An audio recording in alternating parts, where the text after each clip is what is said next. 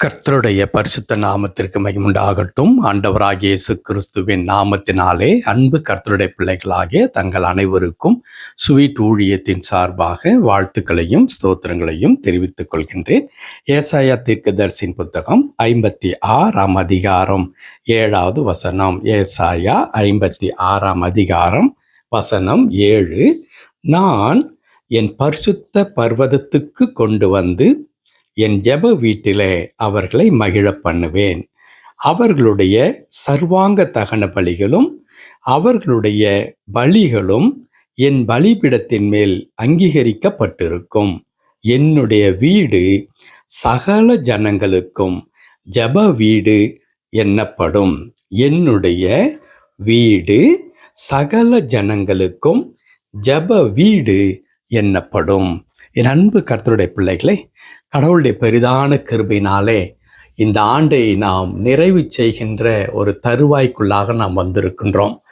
நாம் வந்திருக்கிறோம் என்று சொல்வதை காட்டிலும் ஆண்டவர் நம்மை அழைத்து வந்திருக்கின்றார்.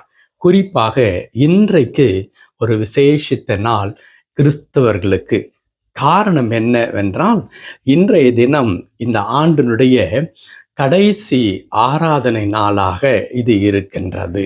ஆண்டவருடைய பெரிதான கிருபை, ஒவ்வொரு ஞாயிற்றுக்கிழமை நாம் தேவனுடைய ஆலயத்தில் சென்று அவரை ஆராதிக்கவும் அவரை துதிக்கவும் ஆண்டவருடைய நாமத்தை உயர்த்தவும் கடவுள் தம்முடைய வார்த்தைகள் மூலமாக நம்மோடு கூட பேசுகிறதான அந்த மாபெரும் ஸ்லாக்கியம் கடவுள் நமக்கு கொடுத்திருக்கின்றார்.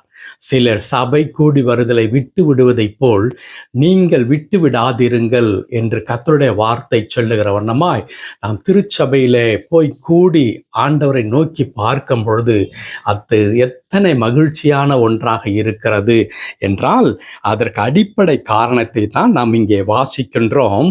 கடவுள் அழகாய் சொல்லுகிறார், என் ஜெப வீட்டிலே அவர்களை மகிழ பண்ணுவேன்.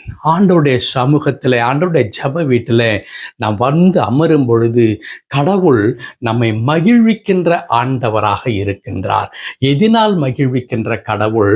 அவருடைய கிருபைகளை சிந்தித்து பார்க்கும்படியாய், அவர் நடத்தி வருகின்ற அதிசயங்களை சிந்தித்து ஆண்டவருக்கு நன்றி செலுத்தும்படியாய் நம்முடைய இருதயத்தை திறக்கும் பொழுது, நாம் கடந்து வருகிற பாதை எத்தனை அற்புதமான பாதை என்பதை அந்த தேவனுடைய ஆலயத்தில் உட்கார்ந்து கொண்டிருக்கும் பொழுது அது நமக்கு புலப்படுகிறது என்பது உண்மை.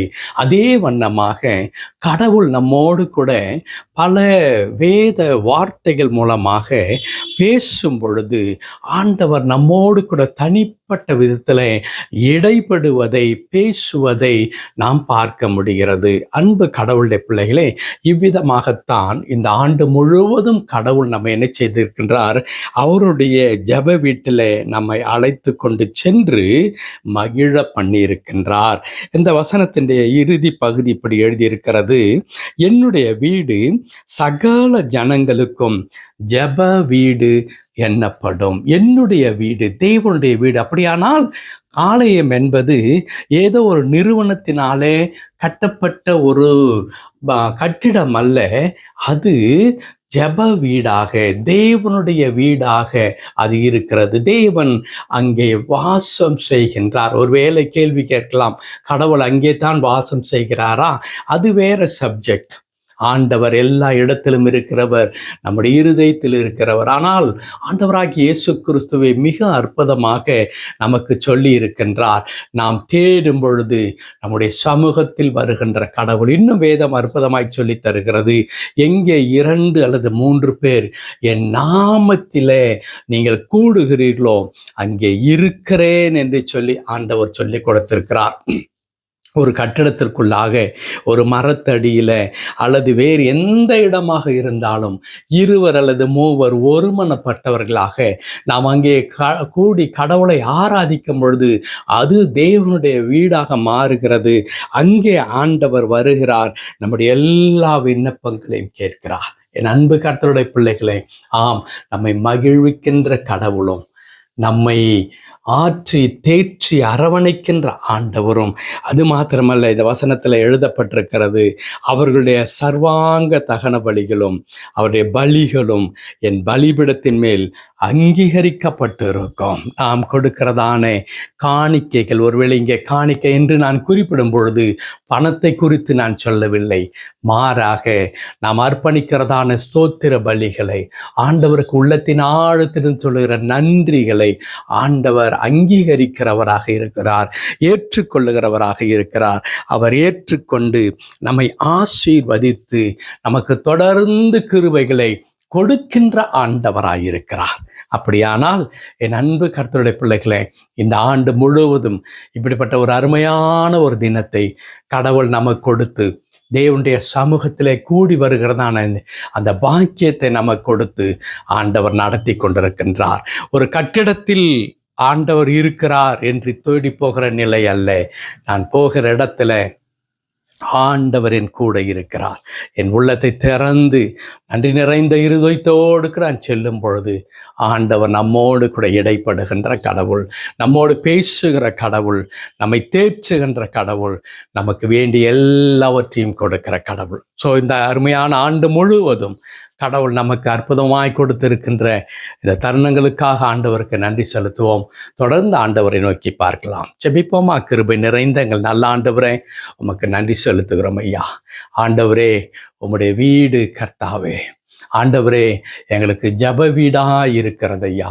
நாங்கள் வந்து எங்களுடைய இருதயத்தை ஊற்றும்படியான அந்த மாபெரும் சுலாக்கியத்தை கடவுள் எங்களுக்கு கொடுத்திருக்கிறீர். அதற்காய் ஸ்தோத்திரம்.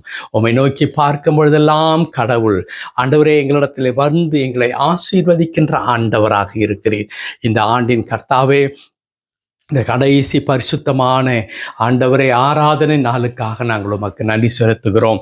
ஆண்டவரை, உலகமெங்கும் கர்த்தாவே உம்மை ஆராதிக்கிற ஒரு நாள் ஆண்டவரை, இந்த ஆண்டு முழுவதும் கர்த்தாவே இப்படிப்பட்டதான அனுபவத்தை கடவுள் எங்களுக்கு கொடுத்து முடிய கர்த்தாவே, ஆண்டவரே சுவாமி, கர்த்தருடைய வார்த்தை சொல்லித் தருகிற வண்ணமா என் ஜப வீட்டில் அவர்களை மகிழ பண்ணுவேன் என்று சொன்னீரே.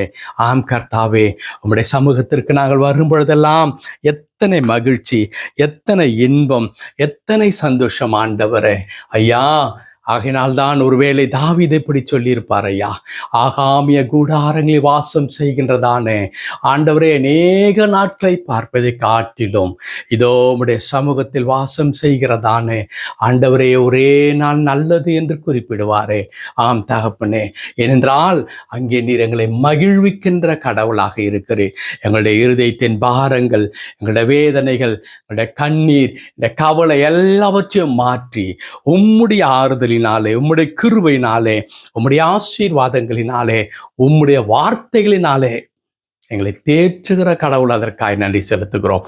தொடர்ந்து கர்த்தாவே எங்களை நீர் பொறுப்படுத்தி வந்ததற்காய் தோத்திரம் அர்ப்பணிக்கிறோம். ஆசீர்வதியும். மீட்பர் நாமத்தில் ஜெபிக்கிறோம் எங்கள் நல்ல பிதாவே. ஆமென், ஆமென்.